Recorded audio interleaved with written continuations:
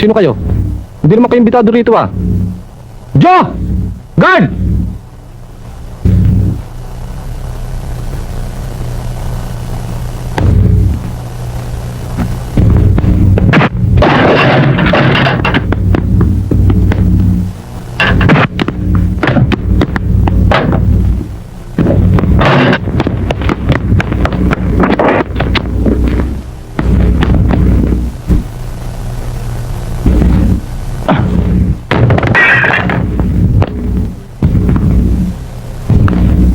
Panatag na panatag kayo sa paglaman. Saan galing yan?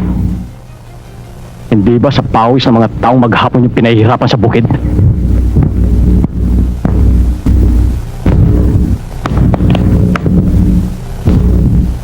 Nasaan ang konsensya nyo?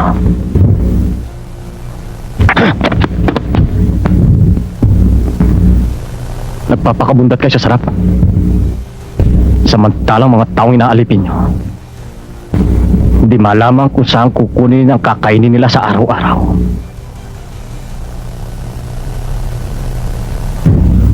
Nagliliyab sa alahas ng inyong katawan. Pag namatay kayo, madadala nyo ba yun sa hukay? Paano kayo makakarating sa langit? Kung masyadong maraming pabigat ang inyong kaluluwa.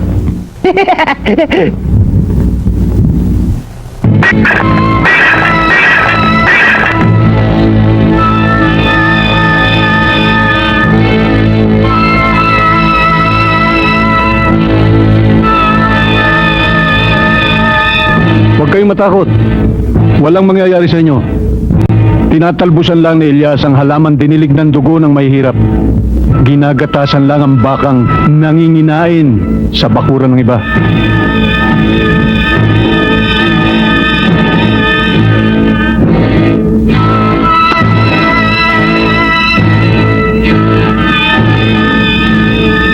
Kulang ito. Bagay ba, Tata Simon? Hindi ko gusto ito. Mabuti kaya wag na tayong tumuloy. Hindi na kayo nasanay. May nakaamoy siguro sa pagdating natin. Kaya lumikpit ang mga tao.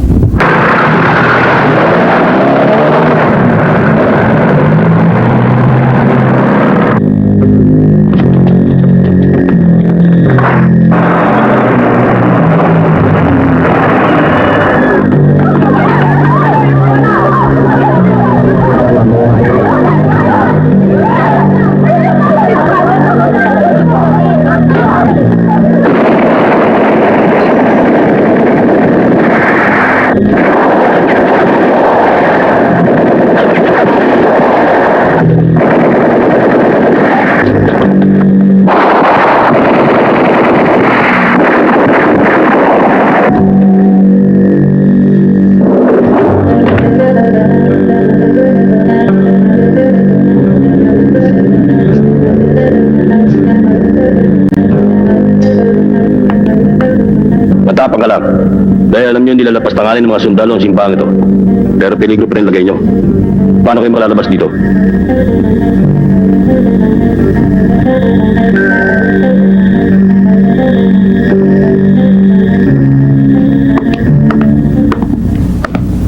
Elias?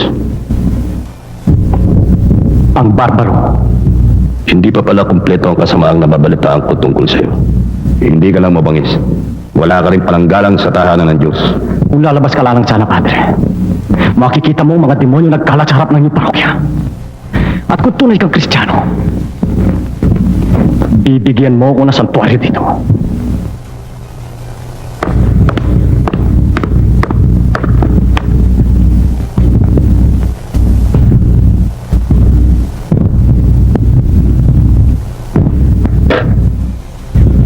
Tingnan natin ang galing mo. Napapaligiran na kayo.